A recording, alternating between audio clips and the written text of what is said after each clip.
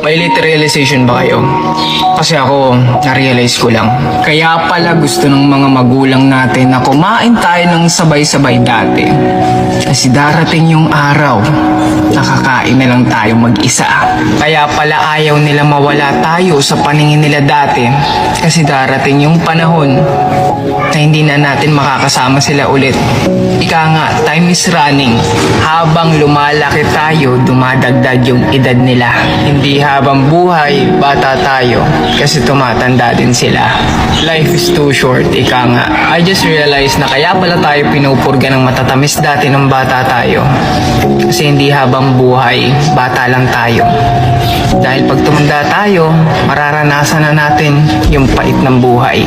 Lahat ng realization na narinig nyo kanina, applicable yan sa tunay na buhay. Pero eto lang talaga yung tumatak sa akin. I just realized na lahat ng ginagawa